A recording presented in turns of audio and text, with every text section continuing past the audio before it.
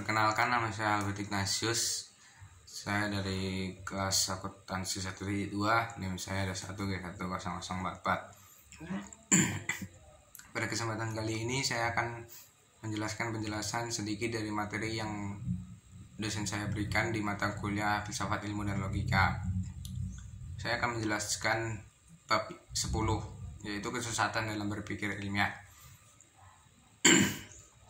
Untuk yang deskripsi, upaya-upaya untuk dapat menemukan kesimpulan yang tepat atau benar dilakukan dengan menyusun pola penalaran sesuai dengan prinsip-prinsip penalaran yang tepat.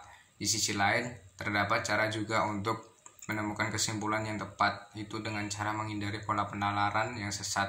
Inilah yang disebut dengan kesesatan atau fallacy dalam penalaran ilmiah sebagai bagian dalam pembahasan tentang logika.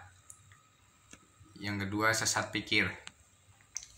Kesesatan adalah kesalahan yang terjadi dalam aktivitas berpikir dikarenakan penyalahgunaan bahasa atau penyalahan relevansi.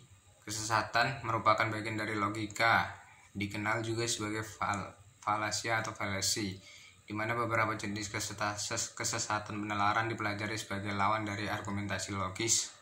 Kesesatan terjadi karena dua hal. Yang pertama, ketidaktepatan bahasa, yaitu pemilihan terminologi yang salah.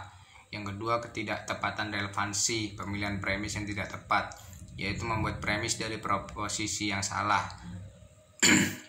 Proses kesimpulan premis yang caranya tidak tepat, premisnya tidak berhubungan dengan kesimpulan yang dicari. Mengikuti John Locke, psikolog dan ahli filsafat pendidikan John Dewey yang mengidentifikasi beberapa kesesatan berpikir yang pada akhirnya termanifestasi dalam perilaku yang juga sesat. Pertama, kesesatan yang terjadi karena subjek sesungguhnya jarang berpikir sendiri dan berpikir atau bertindak sesuai dengan apa yang dipikirkan dan dilakukan orang lain. Ini dilakukan terutama untuk mencari aman bagi diri sendiri. Subjek didik yang terbiasa dengan kultur pendidikan seperti ini tumbuh menjadi manusia bermoralitas heteronom layaknya sebuah robot berjalan.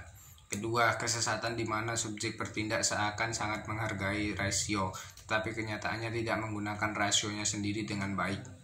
Rasionalitas hanya muncul sebagai teoritika tanpa pernah menjadi nyata secara substansial dalam berpikir dan bertindak.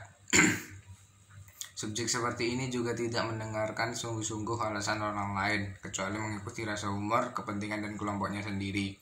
Ketiga adalah kesesatan yang terjadi akibat subjek tidak terbuka untuk melihat persoalan secara komprehensif, terpaku hanya pada pendapat atau pendekatan tertentu, orang tertentu, atau sumber tertentu.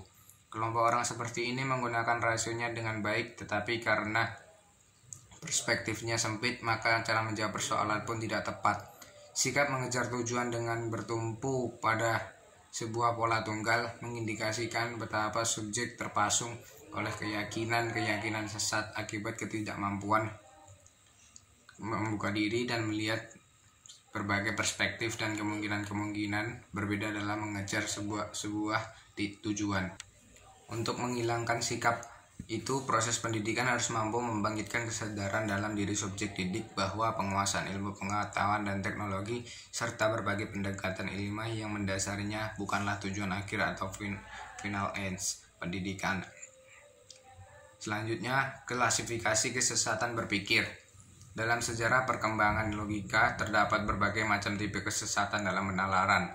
Walaupun model klasifikasi kesesatan yang dianggap bagus hingga saat ini belum disepakati para ahli, mengingat cara bagaimana penalaran manusia mengalami kesesatan sangat bervariasi. Namun secara sederhana, kesesatan dapat dibedakan dalam dua kategori, yaitu kesesatan formal dan kesesatan material.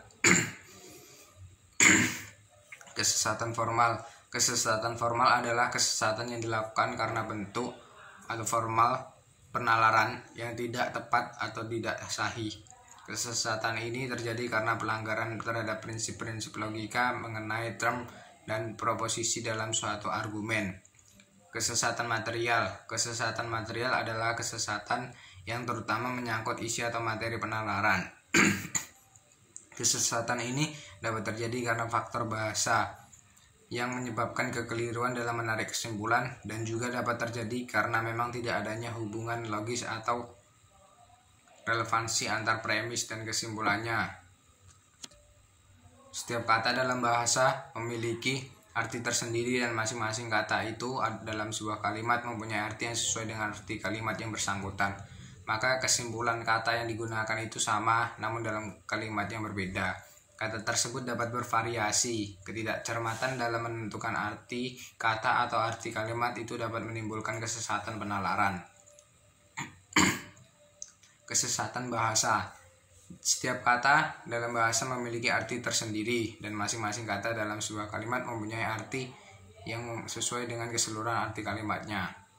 Maka meskipun kata yang digunakan itu sama, namun dalam kalimat yang berbeda, kata tersebut dapat bervariasi artinya. Ketidakcermatan dalam menentukan arti kata atau kalimat itu dapat menimbulkan kesesatan penalaran. Berikut adalah beberapa bentuk kesesatan karena penggunaan bahasa. Kesesatan aksentuasi. Pengucapan terhadap kata-kata tertentu perlu diwaspadai karena ada suku kata yang harus diberi tekanan. Pengubahan dalam tekanan terhadap suku kata dapat menyebabkan pengubahan arti. Karena itu, kurangnya perhatian terhadap tekanan ucapan dapat menimbulkan perbedaan arti sehingga penalaran mengalami kesesatan. Kesesatan ekuivokasi. Kesesatan ekuivokasi adalah kesesatan yang disebabkan karena satu kata mempunyai lebih dari satu arti. Bila dalam suatu penalaran terjadi pergantian arti dari sebuah kata yang sama, maka terjadilah kesesatan penalaran. Kesesatan amfiboli. Kesesatan amfiboli atau gramatikal adalah kesesatan yang dikarenakan konstruksi kalimat sedemikian rupa sehingga artinya menjadi bercabang. Ini dikarenakan letak sebuah kata atau term tertentu dalam konteks kalimatnya. Akibat timbulnya lebih dari satu penafsiran mengenai maknanya, padahal hanya satu saja makna yang benar, sementara makna yang lain pasti salah. Kesesatan relevansi. Kesesatan relevansi adalah sesat pikir yang terjadi karena argumentasi yang diberikan tidak tertuju kepada persoalan yang sesungguhnya, tetapi terarah kepada kondisi pribadi dan karakteristik personal seorang atau lawan bicara, yang sebenarnya tidak relevan untuk kebenaran atau kekeliruan isi argumennya. Kesesatan ini timbul apabila orang menarik kesimpulan yang tidak relevan dengan premisnya. Artinya, secara logis kemampuan tersebut tidak terkandung dalam atau tidak merupakan implikasi dari premisnya. Jadi penalaran yang mengandung kesesatan relevansi tidak menampakkan adanya hubungan logis antara premis dan kesimpulan. Walaupun secara psikologis menampakkan adanya hubungan, namun kesan adanya hubungan secara psikologis ini seringkali membuat orang terkecoh. Kesesatan relevansi ini terdiri dari, yang pertama, ada argumentum ad hominem. Argumentum ad hominem adalah argumen diarahkan untuk menyerang manusianya secara langsung. Penerapan argumen ini dapat menggambarkan tindak pelecehan terhadap pribadi individu yang menyatakan sebuah argumen. Argumen ad baculum. Argumen ad baculum atau dalam bahasa Latin yang berarti tongkat atau pentungan adalah argumen ancaman mendesak orang untuk menerima suatu konklusi tertentu dengan alasan bahwa jika ia menolak untuk membawa akibat yang tidak diinginkan. Argumentum ad baculum banyak digunakan oleh orang tua agar anaknya menurut pada apa yang diperintahkannya. Contoh, menakuti anak-anak kecil. Yang ketiga, argumentum ad populum. Populum berasal dari bahasa Latin, yaitu populus berarti rakyat atau massa.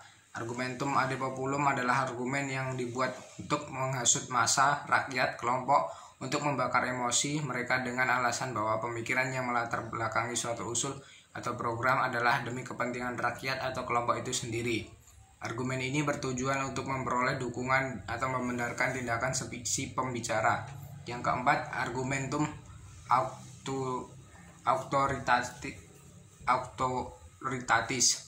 autoritatis dari bahasa Latin. Autoritatis berarti kewibawaan, adalah sesat pikir di mana nilai penalaran ditentukan oleh keahlian atau kewibawaan orang yang mengemukakannya.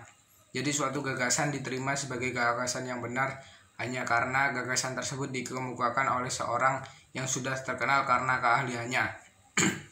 Yang kelima, argumentum ad verecundiam.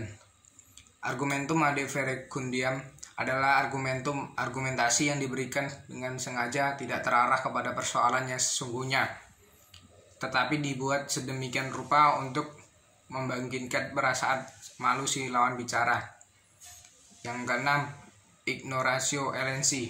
Ignoratio elenchi adalah kesesatan yang terjadi saat seseorang menarik kesimpulan yang sebenarnya tidak memiliki relevansi dengan premisnya. Loncatan sembarangan dari premis ke kesimpulan yang memiliki hubungan semu atau tidak benar-benar berhubungan biasanya dilatar belakangi oleh prasangka, emosi, dan perasaan subjektif. Yang ketujuh, argumentum ad ignoratiam. Argumentum ad ignoratiam adalah kesesatan yang terjadi dalam suatu pernyataan yang dinyatakan benar karena kesalahannya tidak terbukti salah, atau mengatakan sesuatu itu salah karena kebenarannya tidak terbukti ada. Yang kedelapan, petitio principii. Petitio principii adalah kesesatan yang terjadi dalam kesimpulan atau pernyataan pembenaran di mana di dalamnya premis digunakan sebagai kesimpulan dan sebaliknya. Kesimpulan dijadikan premis, sehingga meskipun rumusan teks atau kalimat yang digunakan berbeda, sebetulnya sama maknanya. Yang kesembilan, kesesatan non causa pro causa. Kesesatan yang dilakukan karena penarikan penyimpulan sebab akibat dari apa yang terjadi sebelumnya adalah penyebab sesungguhnya suatu kejadian berdasarkan dua peristiwa yang terjadi secara berurutan. Orang lalu cenderung berkesimpulan bahwa peristiwa pertama merupakan penyebab bagi peristiwa kedua, atau peristiwa kedua adalah akibat dari peristiwa pertama. Padahal urutan waktu saja tidak dengan sendirinya menunjukkan hubungan sebab akibat. Yang ke-10, kesesatan aksidensi adalah kesesatan penalaran yang dilakukan oleh seseorang bila ia memaksakan aturan-aturan atau cara-cara yang bersifat umum pada suatu keadaan atau situasi yang bersifat aksidental, yaitu situasi yang bersifat kebetulan, tidak seharusnya ada atau tidak mutlak. Kesesatan karena komposisi dan divisi. Kesesatan karena komposisi terjadi bila seseorang berpijak pada anggapan bahwa apa yang benar berlaku bagi individu atau beberapa individu dari suatu kelompok tertentu pasti juga benar bagi seluruh kelompok secara kolektif. Yang ke-12, kesesatan karena pertanyaan yang kompleks. Kesesatan karena pertanyaan yang kompleks ini bersumber pada pertanyaan yang seringkali disusun sedemikian rupa sehingga sepintas tampak sebagai pertanyaan yang sederhana, namun sebetulnya bersifat kompleks. Oleh karena itu, pertanyaan tersebut sulit untuk dijawab dengan sekedar mengatakan ya atau tidak. Demikian penjelasan dari saya. Terima kasih.